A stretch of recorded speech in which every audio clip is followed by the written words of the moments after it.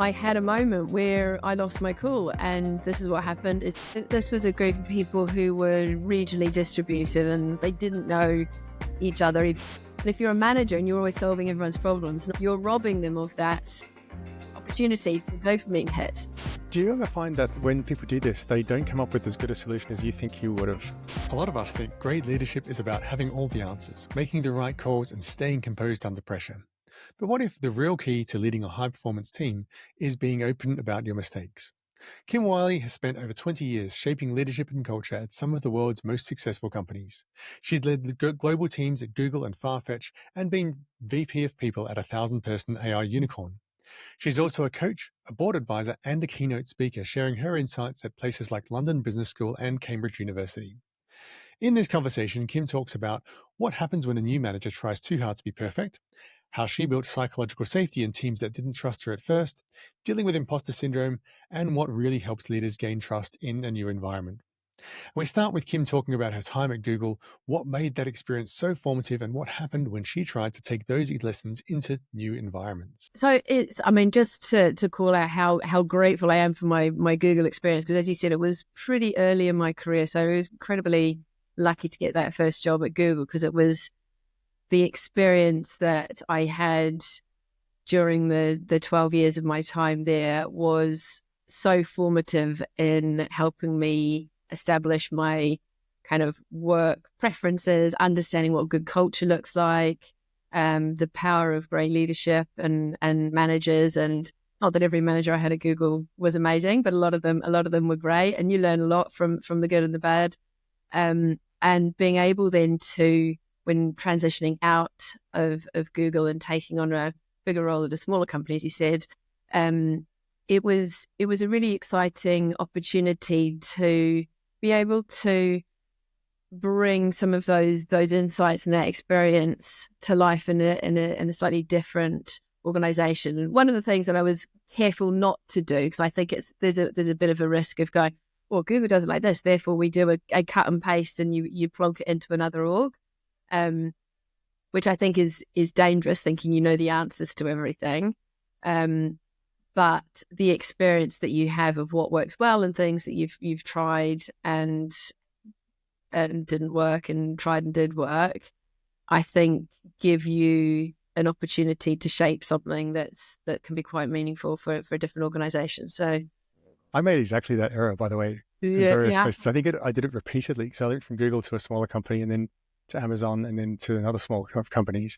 And it took me quite a lot of making that particular mistake of, well, here's how we do it at Google and here's how we do it at Amazon to learn it. And the experience it's really hard not to do it, though. It is. Because like a lot of people are hiring people from Google because they want that experience. But then they get sick of you saying, oh, Google this and Google that. It's like, we're not Google. So, okay. Yeah. What I found really interesting there is that sometimes they're right, as in sometimes actually they can't do it because they're not Google. Sometimes they're right because they believe they can't do it. And sometimes they're wrong. I mean, I'm sure many of us who've worked in any of these sort of big companies, especially when you've done it for such a long period of time, like I did, like 12 years, it is kind of all of your reference points and all of your insights. And you're used to talking about it because the clients come to you. And like my experience in the cloud team, Google Cloud clients were coming to us because they wanted to use Google technology to drive digital and cultural transformation. So I spent most of my time saying, this is how we do it here. And then people trying to copy it. And then you get outside and you're like, okay, not everyone wants to hear you talk about Google nonstop. But I think still the thing that and maybe it's kind of jumping ahead, but one of the things that really I think did stand me in good stead from the time at Google is learning to think strategically about problem solving and using various techniques to figure out what's the right way of navigating a situation. So I'm thinking about the design thinking methodology in my head. Yeah. That's something I learned at Google. And then if you follow that as a sort of an approach when you're dealing with problem solving or new projects or innovation, then you're able to think about the context that you're in.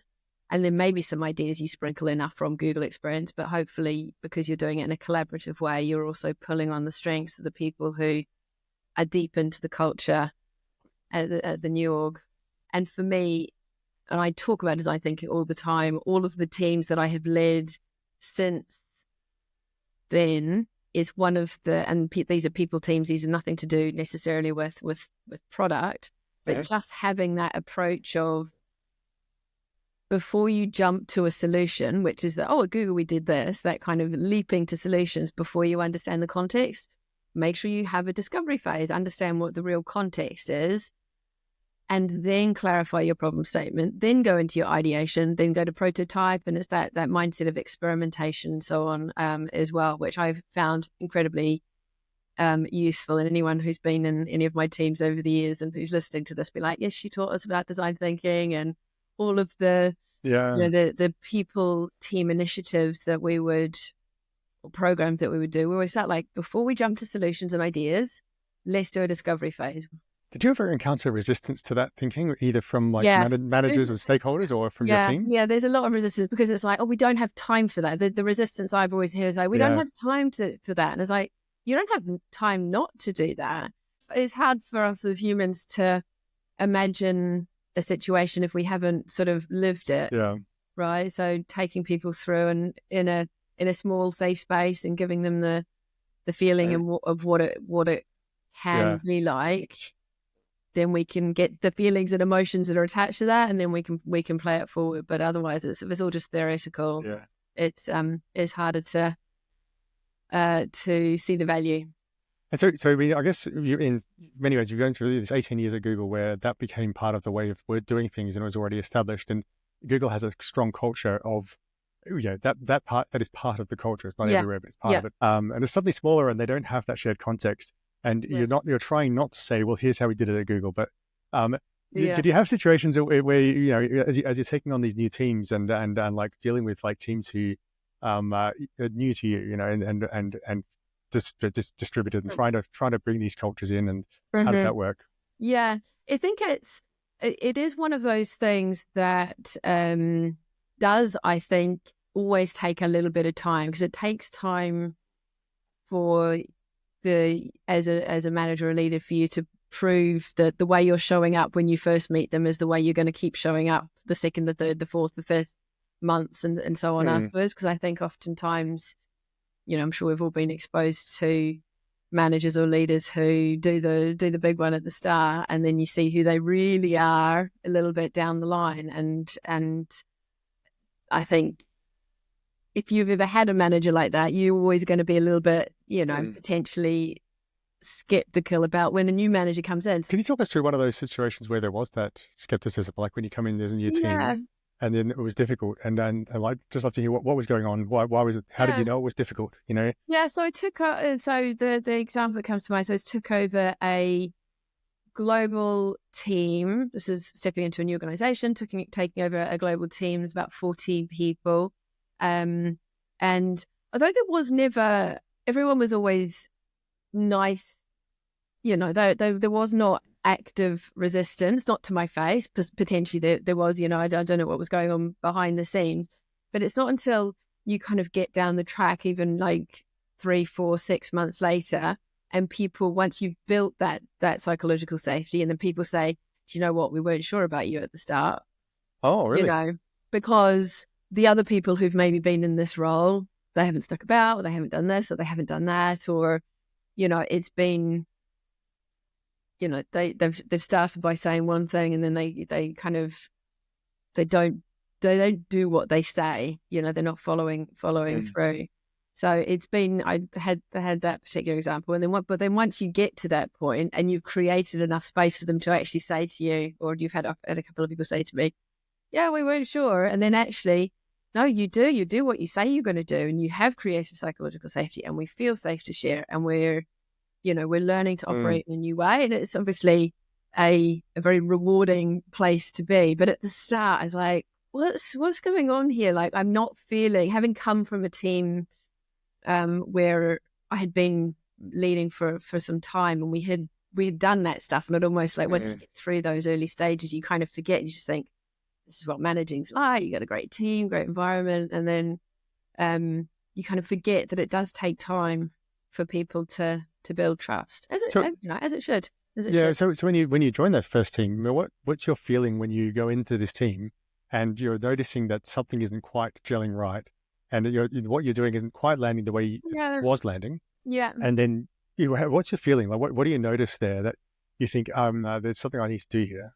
Yeah, I think you can tell. I mean, I guess it's, having I was going to say a spidey sense, but like having a level of emotional intelligence to go, okay, it's not quite right. And if you've built, if you've got a global team of lots of people and you've never met them in person, it is hard. It does take time. But I didn't change how I was going about things, but I made sure I invested time with people one-to-one to get to know them and for them to have an opportunity to get to know me. And talking about some of these things, like I talked about psychological safety, and some people, of course, knew what that was, and others it was a new topic, and they hadn't been exposed to that as a topic in theory, let alone in practice. Right.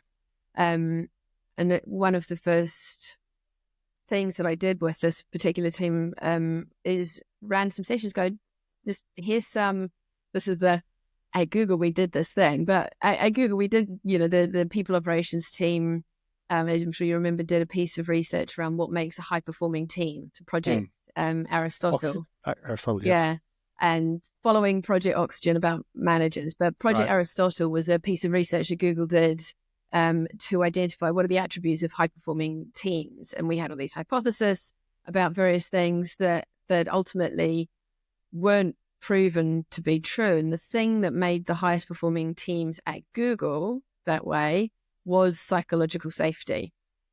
So then to talk about what does psychological safety mean, what is it, what isn't it, what it is and what it isn't, and just allowing people to appreciate this is not just some fluffy people team saying, there's a piece of research, the data says that this helps teams perform better.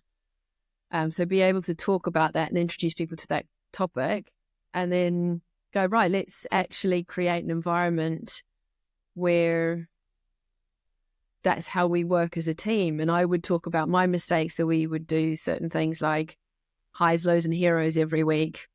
Right. And we wanted to talk about, successes so we can celebrate, but also, I did this thing and actually it didn't turn out as I'd hoped, or, and actually by role modeling that as a leader, other people or a manager, other people can then feel safe to share, when things haven't gone so well for them either. And then the team can support and fix rather than, problems being buried. I imagine that would be an interesting thing for the first time you do that with a new team, where you say, here's our, win, let's talk about wins and misses, and I forgot what the words you had, wins and losses and heroes. Highs, lows, and heroes. It used to be, I've had various iterations. I had one team when we called them woohoos and whoopsies, and then it evolved to highs, lows, and heroes, because we also wanted to build in a gratitude piece around recognizing the work of others, just to help, again, just to encourage the right behaviors, celebrate success, and so on. Does that go down well? Like the first time that you as a leader say, here's my whoopsie, like, because you're new to the team, you're new to the company or the organization, those people, and you're saying, here's my win. Like, because for example, you probably go first in those situations. You would go first. Yeah. And you go, okay, here's my win, and everyone goes, of course, you're the leader, you've got to win. Well done. And then you come up with something vulnerable, and like, here's and I presume it's not just I spilled coffee on my shirt, right? I mean, it's all in context. The way that I think, it's in context. We did it weekly, so it's just something that happened during that past week that maybe didn't go as planned, or an experiment that you tried that you didn't get the results that you wanted to. But I think if you preface the reason why you're doing that exercise, and it's because we want to create psychological safety, and because one of the ways of creating psychological safety is that we should all be vulnerable. We can talk about our mistakes because then we can fix them. And that's one of the mechanisms by which, as a team, we become high-performing. The goal is high-performing teams. The goal is not talk about mistakes, it's become high-performing. But to do that, this is one of the mechanisms. And people really appreciate it, because I think oftentimes managers and leaders don't talk about their mistakes because they don't want to look like they're incompetent. Of course, no one wants to look like they're incompetent. But I think if with every thing that hasn't quite gone to plan, there's a lesson in it. And if you get into the habit of going, whatever it was, and it didn't work out, but here's what I learned. And then next time, what I would do differently is X, Y, and Z. And you just kind of build a bit of a drumbeat where that's the kind of conversations you can have. Yeah. And everyone feels like they can talk like that. It's such a simple thing to do, but it really does make a difference. And there's all sorts of science and research around how vulnerability and us opening up to each other is a shortcut to trust. You trust someone because they're being open and honest, and they're not hiding things. As you're doing this with the team, is it your first time with that particular team, for example, and you're doing this, you come into the team and they're a bit insecure and unsafe and not vulnerable, and then you're sort of sharing a failure and doing this, and then you're getting them to, and I presume early on there's difficult to judge what they're doing and so on. Is there a time when you sort of go, the penny's dropped here, you guys have got this now? Like I feel like you're actually sharing good bonus here. People pick these things up. Some people are like, oh, fam, I love this. I just want to lean into it because it's new. And others are like a bit more fearful because maybe they've had an instance in the past where they've had a manager when they talked about something that went wrong, and, it wasn't such a, could be anything. But once they see you do that repeatedly and they're like, okay, I understand, and I can see now how it's improving the relationships between all of us. Again, it's a bit like the stuff I was talking about with the design thinking. Once you've experienced it a few times, you see the value. Yeah, you see the value in it. And in our earlier, we're sort of preparing for this. You talked to me about a situation where you had a new team as well. It's another new team situation, which is such a common thing for leaders because you're sort of moving around and going along to different companies or different parts of the organization. But you had a new team that didn't even know each other. That it was already an existing team, but they didn't know each other's names even. So, and what happened in this situation? Like what was happening for a start? And then how do you know that this is the problem? Like, how do you discover that? And how do you address that in that situation? Yeah. So this was a group of people who were regionally distributed, and they knew the names of the people who sat in the same office or same country as them, but they didn't know each other, even though some of them were doing the same roles, just regionally, in different regions. And of course, if you come in as a leader and you're like, I've got 10 people in my org who do a pretty similar job, but they're all off doing it in a very different way, the experience for the customers, or in this case, the employees in the business, is not going to be consistent. Some people are probably getting a great experience. Some people potentially less great. And also the waste, the duplication of effort of having to reinvent the wheel every time you need to solve a specific problem if everyone's just going off and doing it on their own. So, the way I found out, it took a little bit of time for someone to say, do you know what, until you came, I didn't know those people's names. They didn't say that up front. So again, it's one of those things, once you created a bit of safety, people feel like they can share more with you, and you go, okay, well, thank you for sharing. Let's make sure that you do get to know each other's names. And so we would,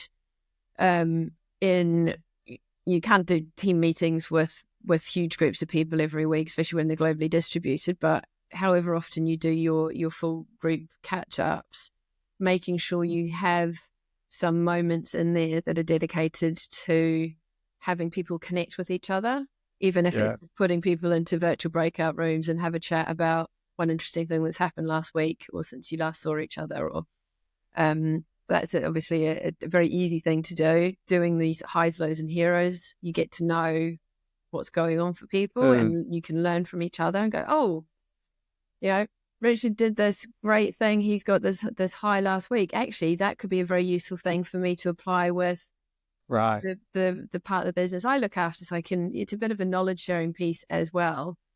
And I think the other way that I've used multiple times, different teams, different companies, to help build these relationships across regions and across sort of sub teams within a function that you're leading, is by building out task forces, putting people deliberately with others that they don't normally work with. But then you go, well, let's use our design thinking approach. So it doesn't mean that you have to know all the answers, but you're going to facilitate the design process to come up with a solution that's fit for the team. Yeah. Okay. So one of the pieces that came up lowest scoring, this particular example I was thinking about, was development for the team. Like members of the team didn't feel like that they were necessarily getting all the development that they needed. Right. Like, okay, well, let's pull together a cross-functional task force, not just put people who are L&D experts or passionate about L&D on it, bring everyone into that, build a task force around it with different people from different regions and sub-teams, and set them off with design thinking as a framework. Go, right. Off you go. Here's your do some discovery. Go and talk to people, figure out what's going on. Then what's the real problem statement we're trying to solve for? Come up with some ideas. Let's experiment with some prototypes, which is best, and then we launch it. And in that way, people are getting a couple of different things. They're getting the opportunity to work on with people that they don't normally work with, on a problem that they're not an expert on, so they can come away with something to add to their, maybe not their CV, but it could be just a different type of expertise. And they're using this design thinking process to solve a real problem. So that kind of cross-functional task forces like that, I've used a lot with different teams, and it works really well. Because the people also then, they own the solution. Yeah. Because they've created it. So it's they gave data, they said the development was something they were missing. They've then worked out what that real problem is and come up with solutions. And they're going to be really passionate about the embedding the outcome. Whereas if I just said, hey, do this, that, and the other, maybe there'd be a bit of energy about it, but it likely would phase off. So do you ever find that when people do this, they don't come up with as good a solution as you think you would have? It's not a trick question. I don't think that does happen, because if you do follow a process, and hopefully as part of their discovery phase, they might interview me about some ideas I have, where I could add to the mix. But I've never in nothing that's coming to mind that I think, gosh, actually. And also, if they're the clients of their own work, it doesn't matter what I think is the right thing to do. Right. Yeah, for sure, that makes sense. Solving a need that they have, in these examples, anyway, it's about team sentiment. So who am I to say that, doing something this way is better for them? Yeah. One thing I've always wanted to ask someone in your position, actually, do you get the surveys for yourself and your own team? And does that do you ever, particularly if your job is to sort of like make the rest of the managers better like this, there must be this sort of weird expectation that you're going to be perfect. You have to be, it's always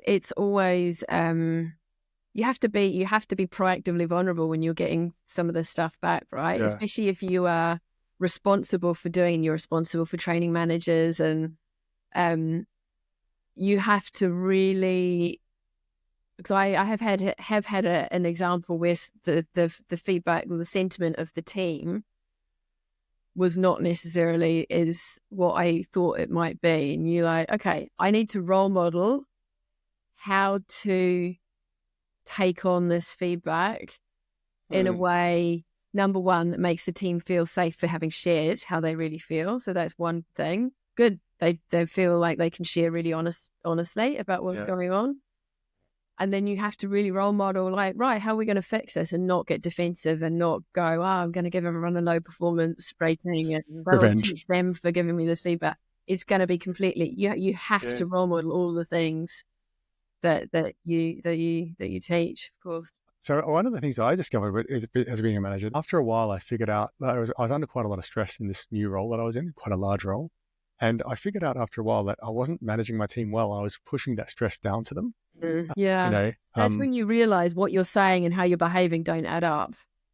You're saying you care about people, and you probably talk to the team and like they know you as a human, but then every now and then they get this weird spike of behavior, which is led by stress, but it's counter to what the things are that you've said. Exactly. And I think I'm sure every manager has been through that, but the fact that you recognize it, and I've been in the same situation as well, and you're like, this is not what I would advocate for in a manager, and it's not how I would want my manager to speak to me, and I know that it's not the right way. Every now and then, these blips do happen, but then you talk about it and you're highs and your lows and your heroes of the week. Oh, yeah, okay. I had a moment where I lost my cool, and this is what happened. It's because I'm stressed. There's no excuse. I'm sorry. But bringing them in when you're not in that stress mode, but having conversations and saying, look, I'm really stressed. This is what's going on. This is what's causing me stress. Who's got some idea, depending on how much you can share. But as a team, how can we navigate this? Who's got some ideas? Because you might find that there's someone on the team who says, oh, do you know what? That piece there, I'm an expert on that. We've never talked about it before, and I can help you with that, and I can take that off your plate. And again, I just think that sort of collaborative problem solving, having an open conversation, saying, team, I need your help. This is what's going on. I need your help. You need to deprioritize that. I need you to step in and help me here. Because no one's perfect, right? Yeah. And one of the other things I remember when one of the insights that I've had through various learning that I've done is, which I didn't grasp when I was a first-time manager. So I thought I had to know all the answers to all the things and solve everyone's problems. But number one, you can't, because you can't know everything about everything. Number two, you just don't have the capacity. And number three, solving everyone's problems all the time actually is not helpful for them, because you're feeding them the fish rather than teaching them to fish. And from a neuroscience perspective, which I learned this, which I thought was really interesting, when we solve problems, we get a little bump of dopamine. So solving problems gives people a natural high. It's energizing, it's motivating. And if you're a manager and you're always solving everyone's problems, not getting them to solve some of their own problems, you're robbing them of that opportunity, dopamine hit. And people, you're hiring great people who are really motivated to succeed. They want to help you solve problems. That's that's one of the things they get energy from. So giving people the opportunity to do some collaborative problem solving is, I think, really, really powerful. Jeremy, just thinking about your journey as a manager and as leader, and you just mentioned about your first role managing, which I presume was at Google. Just knowing some of the background. But when did you figure out that that's the area that you're making there? How did you figure that out?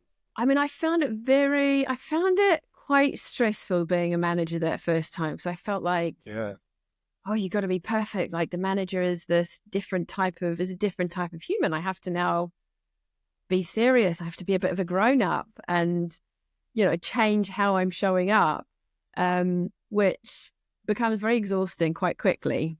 Yeah. And you realize it also creates a bit of a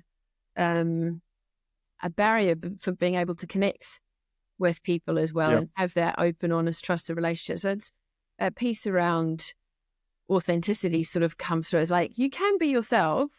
I'm quite like, I like to have a joke with people, and I like to spend some time getting to know people. I'm not like all formal and strict, which is what I was trying to portray someone. I don't know why I thought that was what I had to do. I think we all think those kinds of things at the start. Yeah, it's funny, isn't it? And you're like, it feels awkward, and I'm feeling disconnected from the people who I'm supposed to be leading and managing and supporting. And I can't remember exactly now if it was just I got fatigued with trying, or the facade of being this manager slipped at some point, and I realized actually the reaction and the way that I was working with whoever that individual was. I just had a small team in those early days. It's like, oh, actually, it's better if I just chill out, be myself. We work together. I don't have to have this sort of mindset that there's a big hierarchy between. And from that moment on, it's like, okay, just be yourself. Yeah. You don't have to be this kind of, I guess, when we're young and we're trying to prove to ourselves that we belong in that position. I'm not sure quite what the mindset is, but I've been through this repeatedly in many roles, actually, where I've sort of felt like there's a role or belief that I have about who I need to be that isn't me, and there's an act that I've put on that I try and sort of present this front of extreme competence or extreme I know everything, I'm in charge here. And it's a really tempting thing in many ways, because that dopamine hit, for one thing, that you get when you're when you're solving problems, that you're the hero, you know? Yeah. And the fact, you know, sort of like doing this kind of thing makes you feel like you're Feel important. It's an you're ego. important and not, It's an ego thing, isn't it? It's an ego thing. And we, as humans, we all, you know, having some kind of level of status is important to us. But if we let that be the driving factor, I think I mean, everyone's got their own leadership style, right? And some people are probably, you know, hyper successful operating like that. You got to know what your preferences are and where your sweet spot in terms of just how you authentically can show up as a leader. And I think, at least my experiences, is the less I've cared about so that status and the ego, actually, the better. Yeah. Have you ever helped anyone else break through that, or helped someone else see that's what's happening? There's this really interesting model with this topic is reminding me of a model that the Neuro Leadership Institute, David Rock is a neuroscientist, came up with, called the SCARF model. I don't know if I've heard of it, but I don't actually know what it is. So tell me. So it's the SCARF model. So SCARF, this is going to test my memory. SCARF stands for status, certainty, autonomy, relatedness, and fairness. Autonomy, relatedness, and fairness. And I've just done a piece of work actually with a client where we've dug into the SCARF domains as a part of a high performing teams workshop to go, okay, here's where I sit on this sort of, you know, what the stack rank of these domains is, and get everyone else to do their own stack rank and then talk about it. And it's such an interesting exercise to do. So that's why in this moment where there is a lack of clarity, Richard, who's very high on certainty, is really struggling because there is no certainty. And so it's a very interesting, it's an interesting framework that I think you can kind of to understand yourself, but also to understand that everyone else is going to have a slightly different preference against these things. And therefore that's why they're going to show up differently in different situations. Can I get personal with you for a moment? I'd like when you look at these things, you learn about that kind of neuroscience, and you look at Kim, you look at yourself. Do you ever have those moments where you learn something new? Like for me, I was reading that book and then looking at this, I'm like, that's something that I did not expect about myself. I don't particularly like or want, but it is who I am. So it was what I do. And I can, now that I know it, I can kind of manage it. Right. Yeah. Do you find that? And does that affect who you are as a leader? Like, do you look at this and go, you know what, I really struggle with certainty sometimes, or whatever it is that you feel most sensitive to? Yeah. Do you apply it to yourself? Yeah, I think I don't have such the light, not least not that I can recall right now, the sort of the light bulb moment that you are referring to. But I think throughout the years, all of these, learning about all these little things, you're like, oh, yes, that's why I'm hypersensitive to constructive feedback. It's like, okay, it's because of the brain. And so it's what I've probably sort of, I guess, the theme of things that I've learned is to be kind to yourself. So important. When you start going, okay, that's why I'm really, this stresses me out, or I can't take negative feedback, or I struggle with negative feedback, and maybe I show up well in front of people and then I go home, cry in bed or whatever, but learning about that, one of the big things for me has been learning about the human brain and going, actually, probably most of us have, to a greater or lesser extent, some of these same feelings and emotions about different situations, about uncertainty, about negative feedback, about perceived unfairness. But we often don't talk about it publicly, and therefore we think we're the only one suffering from that particular thing, and we think we're being oversensitive or whatever. But actually, if you talk to other people and you can have a genuinely open conversation, you'll find that, most of us as humans have had some of the similar sorts of challenges, but we go back to that putting the facade on, and we have to be that imposter syndrome piece. I remember having a conversation with there's a couple of directors at Google, male directors, because often imposter syndrome's talked about a lot in women's leadership, and I've spent all my career feeling major imposter syndrome. Really? Yeah, of course. I find that amazing. I know you, and the fact you say that, I think I think, how can you feel like an imposter, right? But how does this work out for you? Same thing, isn't it? Yeah. I had this conversation with a couple of, this was, kind of middle of my career at Google, and with a couple of directors at Google. And I was like, this big deal to be a director at Google, right? And I was talking to them about it. And they were like, oh yeah, me too. And these were guys, and you would never think that these people are suffering from imposter syndrome. Like, we just don't talk about it. That's a very male way of doing it. Okay. So I think a lot of this stuff, when you're learning about yourself and you're learning about others, actually, the more you talk about it with different people, the more you realize you're not alone. And actually other people are dealing with some of the same things, but we tend not to discuss it. Therefore, you think you're alone, but actually you're not. And we're all flawed, and we're all, I mean, if you look at your career, have you had a situation that you remember where you're like, I feel like an imposter here, I feel like I'm going to fail, and then you overcome it? Like, what happened? All the time. Tell us about a specific example of this. Every new job.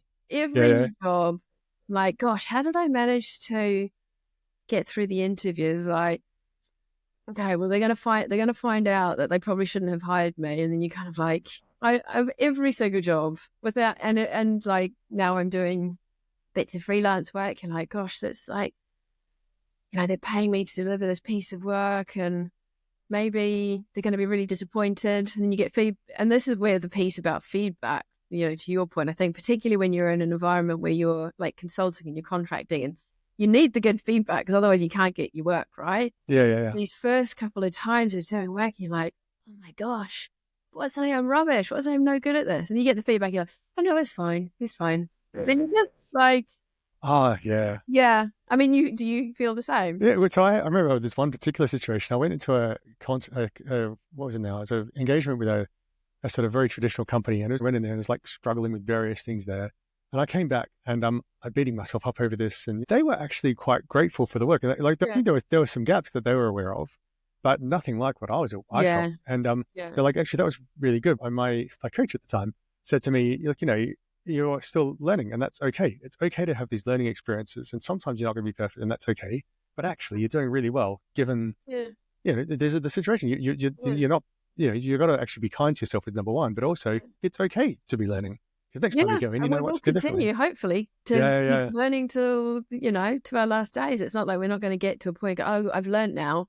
I know. I'm done. I'm a finished product. That doesn't happen. We think that we get to a certain age. It's like, okay, now I'm a fully formed adult and I know my things. But the learning continues, and the not being perfect, I'm sure is going to continue just as up until now. It does. Being able to talk about it, I think, is how you can also just, sometimes when you're also able to be a bit self-depreciating, like if you're doing a talk or something, and you feel, asked to do a keynote, and you're like, you say yes, and then you're like, oh my God, why have I said yes to this? This is going to be a disaster. Everyone's going to find out I'm a fraud, this whole and getting up on the stage and saying, do you know what, guys, I'm actually a bit nervous.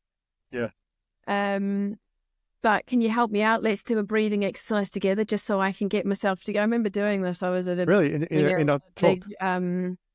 big talk, and it's like, and I spoke to people about imposter syndrome. I think at the start of that wasn't the topic, but it's like, can we just do a couple of deep breaths together? I need you to help me because I'm really scared standing up here. Get the crowd involved. You're doing that vulnerability, then they kind of get on your side, and you go off, and then you show a bit of humanness. And I mean, everyone's human, whether they say the things out loud that they're thinking or not is a different moment. But often, if you talk about some of these things, you're like, I guess it probably is quite scary standing up there. I feel for you. I want to help you. Yeah. It is. It's about the lack of vulnerability sometimes that you project or want to project is actually a weakness itself. It's like sometimes being human is what enables people to connect and understand. I'm certainly realizing that over the years, and just sort of figuring out that it's okay to be me. Yeah, exactly. I mean, everyone else is taken, right? That's the only option really to be ourselves. Yeah, exactly. Yeah. Hey, we're coming up to our time. I'd love to ask you two more questions. One is really kind of, maybe this is a question we hadn't planned. I'd love to hear, from your experience. So you've gone from this, from Google to Farfetch to various other companies, and now you're sort of you're kind of independent doing consulting at the moment. And when you do these kinds of things, like you end up sort of having major changes to organizations. You're doing this, as a leader, you come in and you make a change to an organization. I'd love to know, like, what are you most proud of, like, in your career? What changes, what impact, whether it's your consulting, whether it's your thing, what change do you think, that was something that if I could do that again, I'd do it again and I'd do it the same? Oh, I don't know if I'd do anything exactly the same, but it's things I'm proud of. So just speaking, because we have not planned this, but just speaking from the top of my mind, I think the work building out the change management methodology for the Google Cloud business in the early days of Google Cloud. Yeah. And I didn't really know what I was doing. I was figuring it out, as a lot of the things in the cloud business were done in those early days. But building that from as the first person hired to do change management, to design the methodology, and then we obviously built a team and created partner training and did had a really big impact over the years. And the work is still, it probably has evolved hugely. It's probably unrecognizable now, but to be at the start of something that was so big, which we didn't know was going to be so big. Obviously, we didn't know cloud was going to be big back then. Yeah. But we do now. So that's definitely a highlight. And then I think other things. So I loved my time at Farfetch, and some of the work that we did there had an incredible, built an incredible team. But some of the programs that we put together for high performing, high potential leaders, we did some really innovative and creative work, which I know when I've spoken to people who have participated in some of those programs, sort of 5 years down the line or 3 years down the line, they're like, what, that was such for me as a leader, that program that you designed and the team designed that you took us through was really transformational for me as a leader. So being able to have that, again, this has come back to you're hearing feedback, right? But being able to have that positive impact on other people's lives, I think is really special. That's, if you can get the opportunity to do that every now and then, I mean, it makes all the blood, sweat and tears worth it, I think. Yeah. And in little things like introducing people to design thinking, and then people talking to me about it, like, 5-10 years down the line going, I still use that stuff every day. Like, it was so powerful. All those little moments, I think are really meaningful for me. Wow, interesting. And if you look at, like, kind of asking over the intention in some ways of, like, looking at what you're doing now, and then what kinds of problems you're solving now, what are you looking at? How do people find you? Who do you serve? What do you do now? Who do I serve? What do I do? So I'm at the minute working with a number of different clients on a variety of things, from doing work like succession planning, so helping organizations to identify critical roles within the business, and then developing plans to make sure that there is a plan for a plan as needed for those critical roles to ensure business continuity, create development plans to help raise people up and to be ready for leadership roles. So I'm still deeply passionate about the leadership development work, and so I've been, one of the other pieces I've been doing recently is around leadership development and high performing teams programs of work, also helping companies with performance management, talent mapping. So it's the intersection of people and culture, and helping teams and individuals to perform at their best, I guess, is probably what I'd and organizations to perform at their best. What problem do people come to you with? Like, so, like, it's literally like, I need a succession plan, or do they have a problem that's like causes them to want this? That to date, they have come to me with a problem statement that I've then verified to make sure it's a real problem statement. But they've said, I want someone to help with succession planning, or I want someone to help us design a performance management mechanism, or I want someone to help with talent mapping, or we've got this leadership team is not performing well, like help us, so that one is obviously an interesting one, because you got a group of 20 leaders in the leadership team not operating well, help me fix it. That is a lot of discovery. Is that typically a CEO who comes to you with that? What was that? No, that was the leader of that team, which is not CEO level. It's probably minus a couple. This is at a larger organization. How did they know the there was a leader problem? of the leadership team is like, we need some help. We're not working well as a team. Here's the problems. So yeah, those are fun problems to solve, right? Because there could be a million different reasons why that. Yeah. Maybe not a million, but a lot of different reasons about why that team is not operating correctly. So back to design thinking, do a discovery phase, do some interviews, collect some data, understand really what's going on, what's the context, what does high performing mean for them, and then break it down and go, right, here are some problems. Like, let's create experiential, multi-part program that can help us address some of the root causes of why the team is not operating well. If there's a leader listening who's like wondering if they need help with this, how would they know? If someone's in their situation, is like, gosh, I need help to make my team perform well. In many ways, that's a really courageous thing to ask as a leader.